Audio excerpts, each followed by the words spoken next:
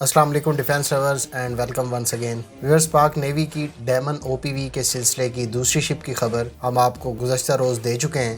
آج باقاعدہ طور پر پاک نیوی کی طرف سے پی این ایس تبوک کی پاک نیوی کو فراہم کیے جانے کی تصدیق کر دی گئی ہے۔ پاکستان اس او پی وی کو کارویٹ کیوں قرار دیتا ہے، یہ معاہدہ کب طے پایا، پاک نیوی کو ان شپ سے کیا فائدہ حاصل ہوگا، جبکہ اس میں کون سے ویپنز نصب کیے جائیں گے، ان تمام امور پر بات کریں گے۔ So let start.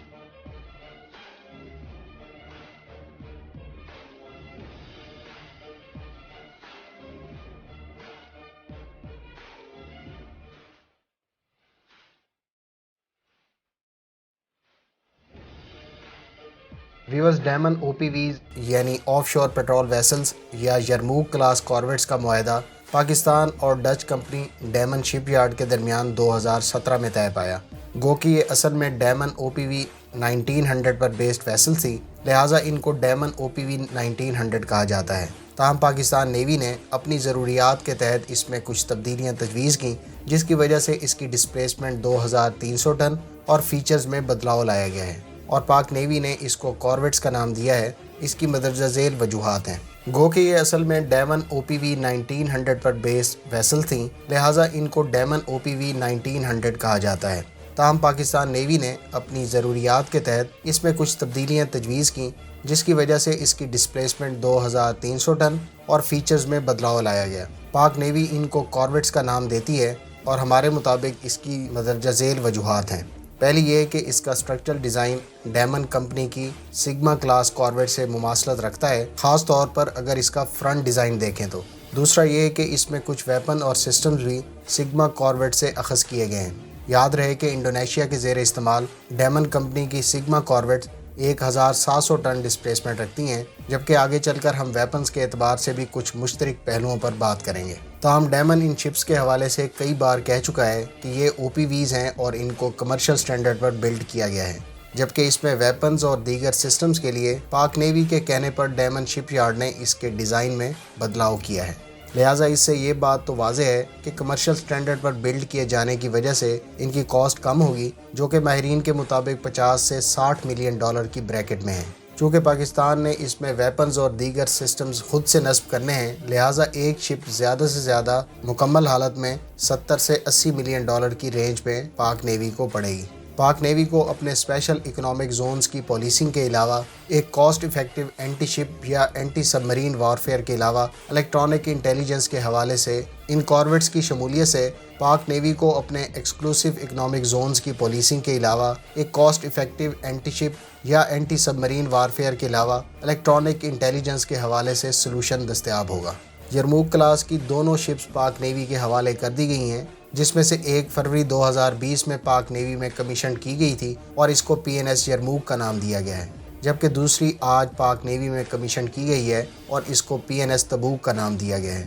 ان دونوں پر ویپنز اور دیگر سسٹمز کی تنصیب اور ٹیسٹنگ کا کام ابھی ہونا ہے، اور ماہرین کے مطابق یہ 2021 میں آپریشنل ہوں گی، جبکہ پاک نیوی ممکنہ طور پر اس کلاس کی مزید او پی ویز بھی انڈکٹ کر سکتی ہے۔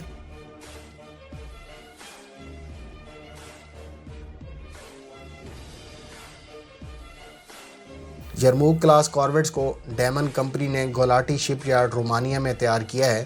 اس کی ڈسپلیسمنٹ 2300 ٹن، لمبائی 90 میٹر اور سپیڈ تقریباً 43 کلومیٹر پر آور ہے۔ اسی طرح سے اس کی انڈیورنس 40 ڈیز، جبکہ اس میں 60 کریو ممبرز کو اکاموڈیٹ کرنے کی گنجائش موجود ہے۔ اس میں ایک 11.5 اور ایک 6.5 میٹر کی انفلیٹیبل بوٹس بھی کیری کی جا سکتی ہیں، جبکہ لینڈنگ پیڈ اور ہیلی کاپٹر کے لیے ہینگر کی سپیس بھی اس کارویٹ پر موجود ہے۔ ڈیمن کے مطابق اس یرموک کارویٹ پر 2 اسپیشل مشن ماڈیولز کی سپیس موجود ہے، جو ڈیمن کی او پی وی 2400 میں بھی دیے گئے ہیں۔ کمپنی کا کہنا ہے کہ ان ماڈیولز کو اینٹی شپ، اینٹی سب مرین، مائن کاؤنٹر میئر یا دوسرے مقاصد کے لیے استعمال کیا جا سکتا ہے۔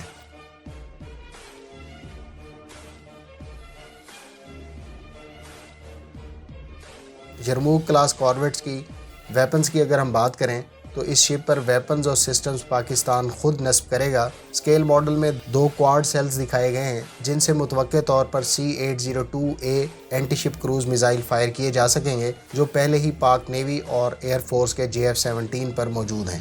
जबकि इन एंटी शिप क्रूज मिसाइल की ज़्यादा से ज़्यादा रेंज 190 किलोमीटर है।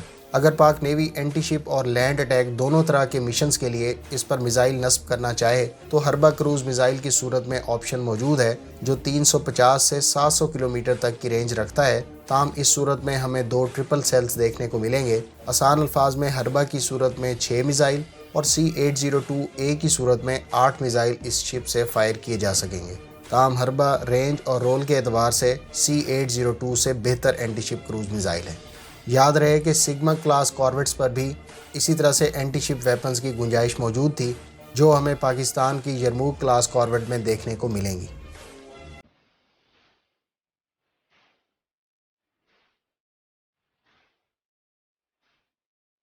दोस्तों, एंटी सबमरीन वारफेयर के पॉइंट ऑफ व्यू से गो के डैमन के मुताबिक यरमूक कॉर्वेट्स पर 4 मॉड्यूल्स होंगे। ताहम पाक नेवी एंटी सबमरीन मकासद के लिए इस शिप पर मौजूद हेलीकॉप्टर्स को एंटी सबमरीन मकासद के लिए इस्तेमाल करेगी और टॉर्पीडो लॉन्चर्स शायद इस शिप पर अलग से मौजूद ना हों। गो के मेन गन के हवाले से कैलिबर का पाक नेवी की तरफ से कोई जिक्र नहीं किया गया। ताहम कुछ तजियाकारों के मुताबिक ये 76 मिलीमीटर की बजाय कम कैलिबर की गन होगी और इस हवाले से तुर्क कंपनी एसलसान का remote control stamp weapon station, जिस पर 12.7 मिलीमीटर या 7.62 मिलीमीटर की गन नस्ब की जा सकती है, वो या फिर कोई चाइनीज़ ऑप्शन भी हो सकती है।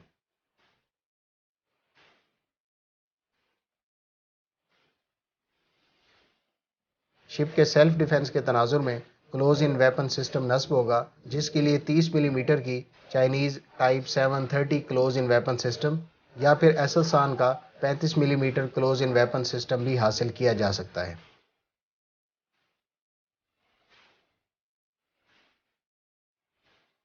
माहिरीन के मुताबिक मुतवक्के तौर पर इस पर तुर्क कंपनी एसलसान का एल्पर लो प्रोबेबिलिटी ऑफ इंटरसेप्ट रेडार और इसी कंपनी का स्मार्ट एस MK2 रेडार भी नस्ब किया जाएगा, जबकि सर्वेलेंस और इंटेलिजेंस गैदरिंग के लिए इलेक्ट्रॉनिक सपोर्ट मैयर्स, ख़ास तौर पर इसमें दुश्मन के रेडार्स और कम्युनिकेशंस को मॉनिटर और रिकॉर्ड करने के लिए इलेक्ट्रॉनिक इंटेलिजेंस निज़ाम भी मौजूद होगा।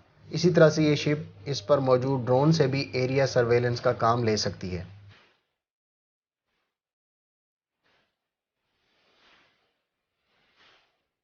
दोस्तों, हमारे मुताबिक पाक नेवी इन कॉर्वेट्स को एक्सक्लूसिव इकोनॉमिक जोन्स की पोलीसिंग के साथ साथ दूसरी बड़ी शिप्स को कम्प्लीमेंट करने के अलावा एक कॉस्ट इफ़ेक्टिव फोर्स मल्टीप्लायर के तौर पर इस्तेमाल में लाएगी और शायद यही वजह है कि मुस्तकबिल में पाक नेवी इसके मज़ीद यूनिट्स भी अपने फ्लीट में शामिल करे। आपके इस बारे में क्या तासुरात हैं, कमेंट बॉक्स में इसका इज़हार ज़रूर करें। मिलते हैं नेक्स्ट वीडियो के साथ। अपनी दुआओं में याद रखिएगा। अल्लाह हाफिज़। पाकिस्तान जिंदाबाद।